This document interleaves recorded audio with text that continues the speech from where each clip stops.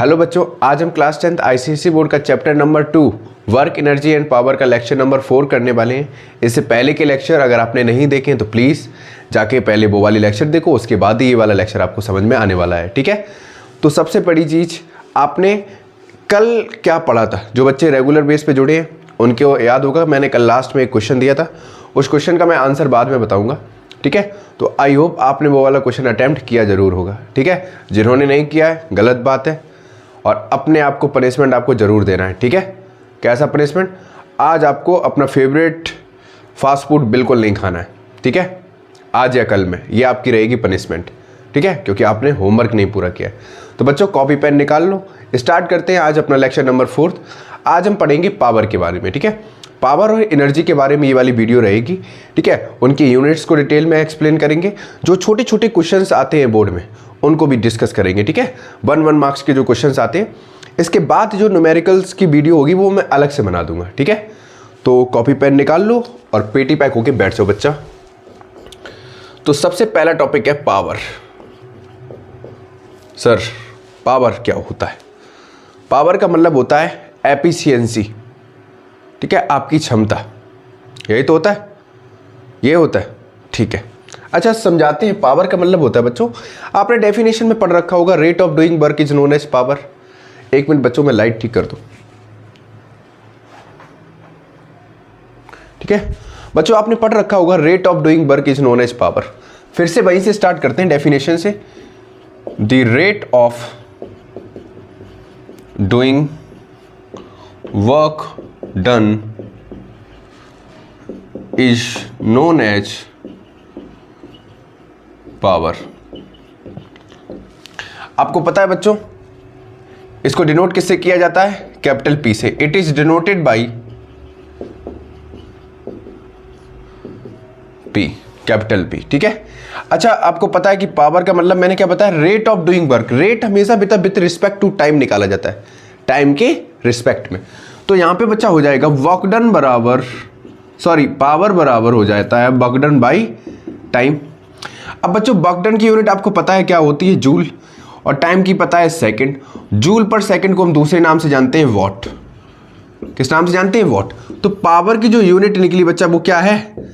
ऐसा unit of power क्या है बच्चों? क्या है? वॉट। ठीक है, इतनी बात समझ में आ गई? कोई भी तकलीफ? यहां तक समझ में आ गया?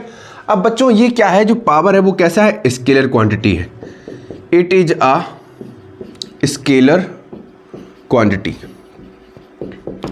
सर इसमें तो कुछ नया नहीं, आपको यही डेफिनेशन आप पहले पढ़ते आ रहे हो, लेकिन अभी कुछ मैं की पॉइंट्स बताऊंगा, वो आपको याद जरूर रखने हैं। ठीक है बच्चों, आपको पता है कि वर्क डन क्या है? स्केलर क्वांटिटी था, तो वर्क डन का ही रिलेशन क्या है? पावर है, क्योंकि वर्क डन पर यूनिट टाइम को हम क्या कहते हैं? पावर। तो वर्क डन जब स्केलर क्वांटिटी था तो पावर भी क्या होगा? स्केलर क्वांटिटी होगा। इतनी बात समझ में आई? हजम हो गई इतनी बात? ठीक है, इतनी बात आपने हजम कर ली। अच्छा बच्चों, मैं इसी में आपसे पूछूं कि मेजरमेंट ऑफ पावर कैसे पता लगाते हैं? Measurement of power. बच्चों ध्यान से सुनना, ये कोई एक सोर्स है। ठीक है, इसको मैंने क्या नाम दिया? सोर्स। ध्यान से सुनना। ठीक है, जाहिर सी बात है ये सोर्स क्या करता है? पावर स्पेंड करेगा। ये सोर्स क्या करेगा? पावर स्पेंड करेगा। पावर स्पेंड करने का मतलब है ये कुछ ना कुछ वर्क डन करेगा। भाई जैसे आपसे मैंने ये कहा कि बेटा ये बैग उठा के यहां रख दो, तो आपने कुछ ना कुछ वर्क डन किया। कुछ ना कुछ वर्क डन करने में आपको कुछ ना कुछ टाइम लगा या नहीं लगा? मैंने कहा एक ग्राउंड का चक्कर लगा के आओ। ठीक है, तो आपने एक राउंड कंप्लीट किया ग्राउंड का, आपने चक्कर लगाया, समझ में आया? तो वर्क डन किया विथ रिस्पेक्ट टू टाइम। ध्यान रखना, दो बातें कह रहा हूं। आपने वर्क डन किया, लेकिन किसके रिस्पेक्ट में? टाइम के रिस्पेक्ट में। तो इसको हम क्या बोलेंगे? पावर। अच्छा, पावर को हम ऐसे समझ लो, सोर्स का मतलब है कोई भी पर्सन हो सकता है सोर्स। समझ में आ गया? सोर्स क्या करता है? पावर को स्पेंड करता है। ठीक है, अमाउंट ऑफ वर्क डन करने में इन 1 सेकेंड। ठीक है, ऐसे भी लिख सकते हैं, the amount of work done performed by a source in 1 second is known as power. ये मेजरमेंट ऑफ पावर है। फिर से बोलो, the amount of work done performed by a source in 1 second is known as power. बात आई समझ में? मैं लाइट जरा ठीक कर दूं बच्चों, 1 मिनट रुकना। ठीक है, यहां पे लिख सकते हैं the amount of work done, amount of work done, समझ में आ रहा है writing? Performed by the source in 1 second is known as power. इतनी बात समझ में आई? फटाफट नोट करो, यहां तक स्क्रीनशॉट लो। इतना नोट करो। तो बच्चों एक चीज यहां पे आपको समझ में आ गई, जो पावर है, ठीक है, वो पावर 2 पे डिपेंड करती है। पहला work done by the source, और दूसरा time spend by the source. समझ में आ गया? मतलब पावर परफॉर्म कर कौन रहा है? सोर्स। तो जो सोर्स वर्क डन कर रहा है और जो सोर्स टाइम ले रहा है वर्क डन करने में, इस पे क्या डिपेंड करता है? पावर। बात भेजे में घुस गई? ठीक है, अब स्क्रीनशॉट ले लो। यहां तक आपको ये वाला टॉपिक तो समझ में आ गया होगा। जल्दी जल्दी स्क्रीनशॉट लो बच्चा, जल्दी जल्दी अच्छे से स्क्रीनशॉट ले लो। अच्छा, जो बच्चे कल भी वीडियो में थे, जिन्होंने कल वीडियो देखी थी, ठीक है, उनको मैंने होमवर्क दिया था, और होमवर्क देने से पहले मैंने कुछ आपको टर्म्स लिखाए थे, ठीक है, कुछ क्वांटिटीज बताई थी। वो क्वांटिटीज याद है या नहीं है? घर पे नोट्स प्रैक्टिस करते रहना, ठीक है। फिजिक्स कभी भी ऐसे करके नहीं पढ़ी जाती है, कॉपी पेन हाथ में होना चाहिए, ठीक है। समझ में आया? तभी आप फिजिक्स सीख सकते हो, वरना तो नहीं। नोट करो फटाफट, ठीक है। रब कर दिया जाए, ठीक है। इतना तो समझ में आ गया। आपको एक रिलेशन बताऊंगा बहुत अच्छे से। मैंने बनाया, ये कोई देखो एक ऑब्जेक्ट है जिसका मास है, ठीक है। इस ऑब्जेक्ट पे मैं क्या कर रहा हूँ? फोर्स अप्लाई कर रहा हूँ। डेली मैं यही बताता हूँ। जाहिर सी बात है, ये ऑब्जेक्ट क्या करेगा? डिस्प्लेसमेंट करेगा। डिस्प्लेसमेंट करने का मतलब क्या है? इस ऑब्जेक्ट ने क्या किया? वर्क डन किया। ठीक, समझ में आ गया? बच्चों वर्क डन का फॉर्मूला क्या होता है? फोर्स इनटू डिस्प्लेसमेंट, यही तो होता है। मतलब F इंटू S, ये होता है W। एस भी नो, ये भी पता है हमको। अच्छा बच्चों, पावर बराबर क्या होता है? अभी बताया था, वर्क डन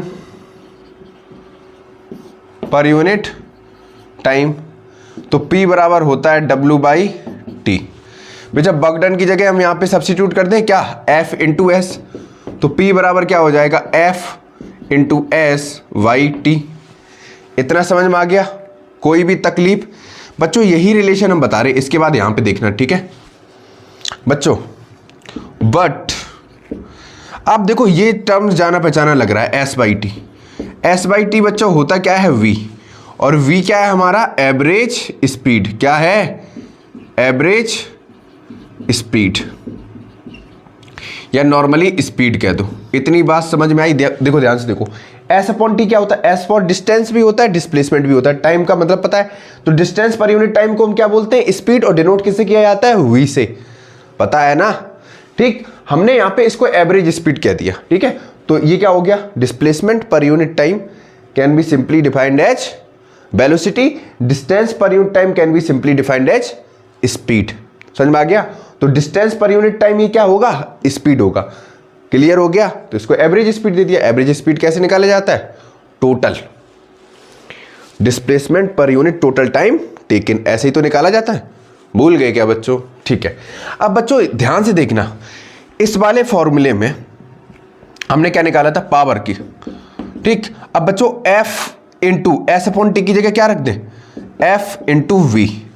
तो बच्चों हमको पावर का एक नया फॉर्मूला मिल गया। ध्यान से देखना बच्चों, यहां से P बराबर हमने क्या निकाला? F into V. तो पावर बराबर क्या हो गया बच्चों, फोर्स इंटू एवरेज स्पीड। समझ में आ गया रिलेशन? फटाफट नोट कर लो। नोट हो गया? रब कर दिया जाए।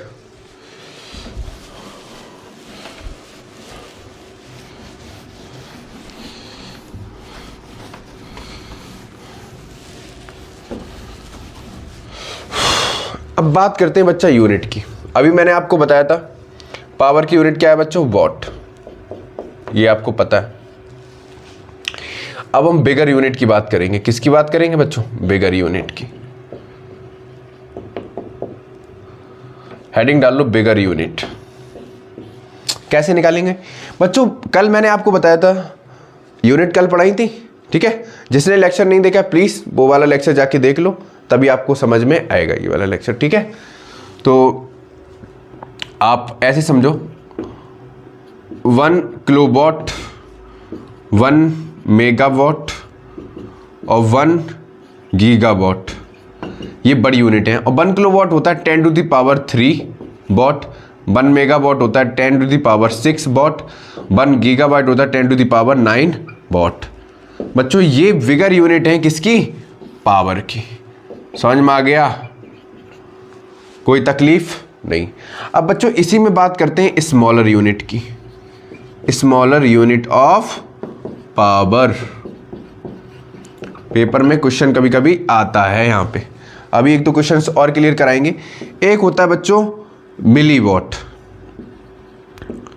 ठीक है। मिलीवॉट को आप ऐसे भी समझ लो, ऐसे भी लिखा जाता है मिली वॉट बराबर होता है 10 टू द पावर -3 वॉट की। इसको ऐसे लिखते हैं, स्मॉल m बनता है और कैपिटल W बनता है, 10 टू द पावर -3 वॉट। ये मिलीवॉट हो गया पहला। दूसरा होता है 1 माइक्रोवॉट। 1 माइक्रोवॉट होता है 10 टू द पावर -6 वॉट। ये स्मॉलर यूनिट हो गई।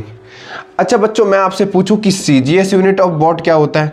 CGS यूनिट ऑफ वॉट क्या होता है?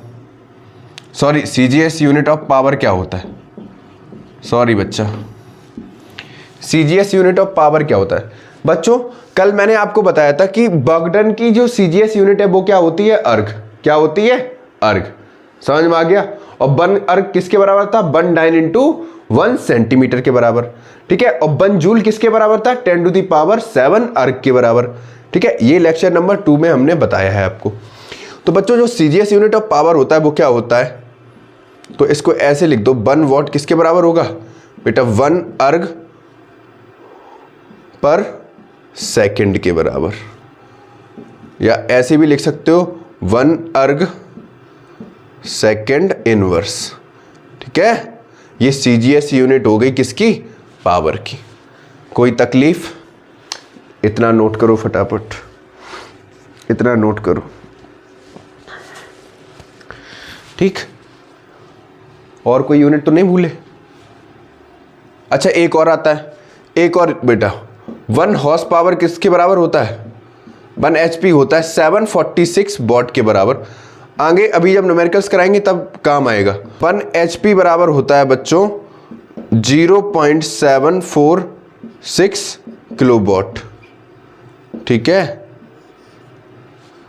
ये तो हो गया पावर वाला कॉन्सेप्ट, यहां तक समझ में आ गया। इसके बाद स्टार्ट करेंगे energy. Energy energy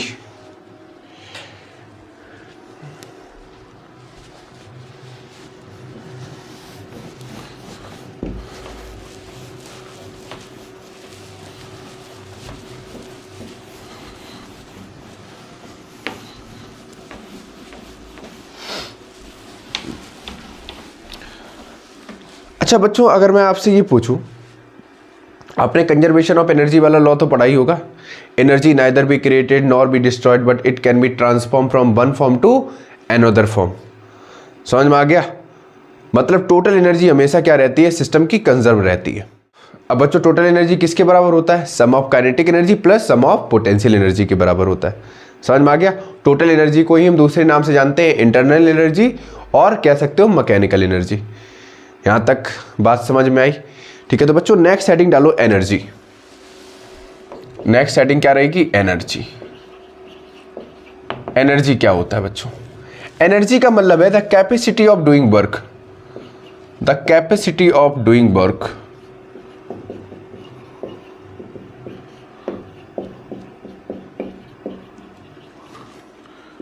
is known as energy।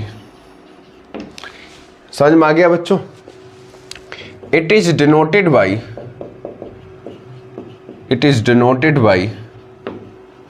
Capital E, ठीक है बच्चों। its यूनिट इज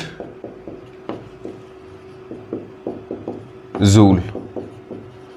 क्या होती है बच्चों, जूल। मतलब कार्य करने में जो क्षमता, ठीक है, जो एनर्जी खर्च होती है, यूटिलाइज होती है, उसको हम क्या कहते हैं, एनर्जी कहते हैं। समझ में आ गया। कोई भी वर्क डन आप करो, ठीक, तो उसकी यूनिट क्या हो जाएगी, जूल। जो वर्क डन की यूनिट है वही सेम हो जाएगी किसकी, एनर्जी की। कोई तकलीफ बच्चों। वर्क डन भी कैसा था, स्केलर क्वांटिटी है, तो उससे रिलेटेड एनर्जी है, तो it is also a scalar quantity. यहां तक बात समझ में आई, कोई तकलीफ नहीं, समझ में आ गया, ठीक है।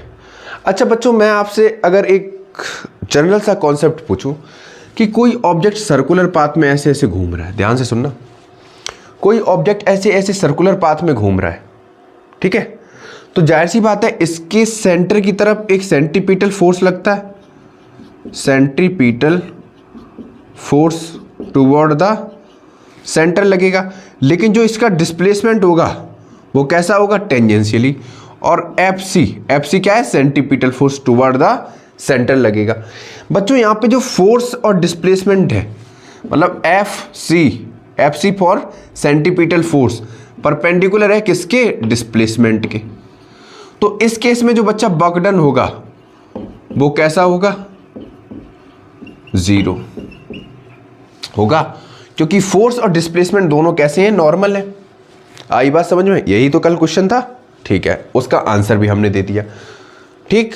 अब बच्चों ध्यान से देखो, अगर मैं बोलूं कि इस केस में जो इसकी एनर्जी है वो कितनी खर्च हुई, तो आप क्या बताओगे, बताओ इस केस में, जल्दी से सोच के बताओ, सोचो थोड़ा, 2 मिनट सोचो कि इस केस में जो इसकी एनर्जी है वो खर्च कितनी हुई, क्योंकि वर्क डन तो जीरो हो गया।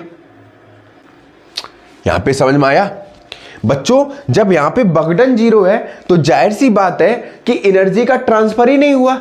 जब एनर्जी का ट्रांसफर ही नहीं हुआ तो यहां पे एनर्जी चेंज नहीं हुई, तो एनर्जी हुई कितनी, जीरो।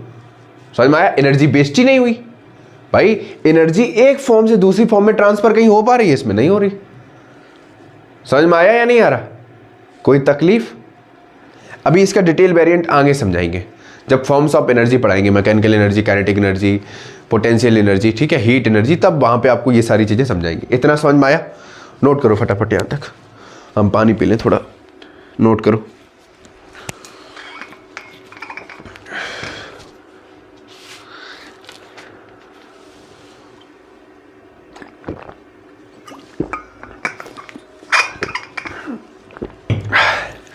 इतना नोट किया बच्चों।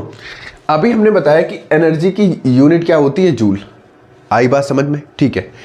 अब बच्चों जरा इसकी बिगर यूनिट की बात करें तो क्या होगा, बिगर यूनिट की बात करें तो क्या होगा बेटा, एक होता है वॉट आवर और इसी में दूसरी होती है किलोवाट आवर, ठीक है। ये क्या है, एनर्जी की, ये दोनों क्या है, बिगर यूनिट है एनर्जी की। आई बात समझ में, कोई तकलीफ। इस डायग्राम को मैं थोड़ा रब कर दूं फिर आपको समझाते हैं,